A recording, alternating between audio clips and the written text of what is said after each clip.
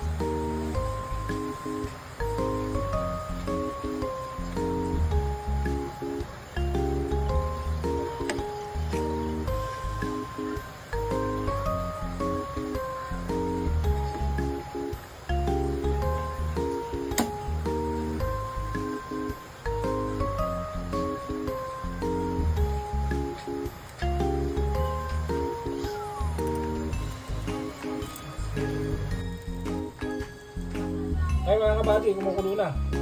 Haluin natin.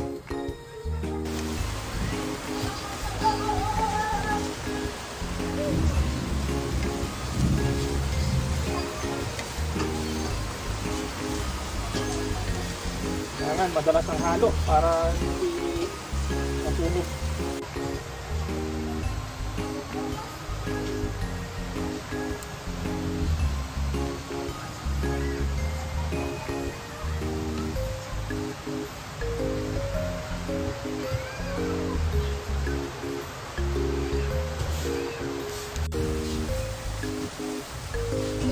Dapat pantay. Bango, maamoy na.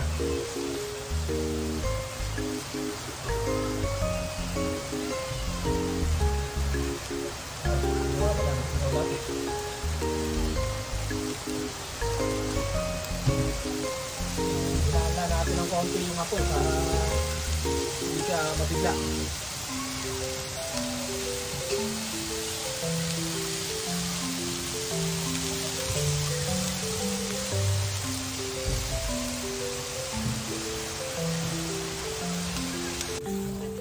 Okay mga kabady, maganda na kanyang kulay oh. Purito na siya. Pwede na natin siyang hanguin. Hindi naman natin siya kailangan palutungin ng sobrang lutong. Mawawala na siya ng lasa. Kailangan ipidlatan pa. At ipidlat, nasasarapan sa amoy ng susuhong. Ayan, siyempre, huwag natin ngayon, titigman muna natin. Kailangan pa palutungin kabady? Para masarap. Para masarap. Sarap. Malinamnam ah. Yummy. Lasa oh. Yan. Mga kainin ko. Oo.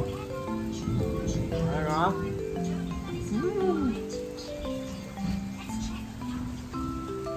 Lasa. Sarap. Nakulong na natin. Malutong na kabady, ano? Pag ganito, sasawsaw natin sa suka. Okay, pumili natin. Pag nasobrahan naman siya, hindi na masarap. Okay, pumili na natin o. Ano? Ano?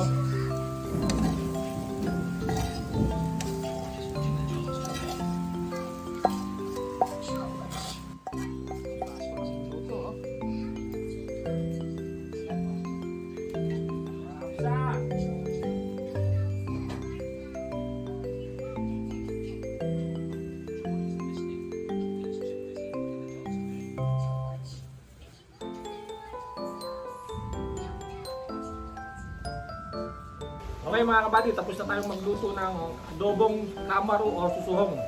At titikman na natin. Okay. Yun, oh. Tikman mo pare.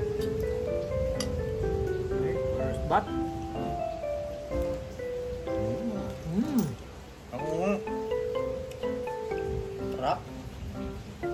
Sarap. Malutong.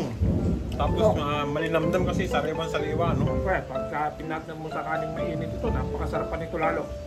Lalo sa Ginebra.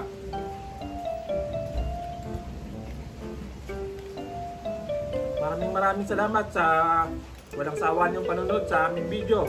At paki-like and share na rin po yung aming Facebook page at saka yung YouTube channel. Maraming salamat sa inyo lahat. Thank you.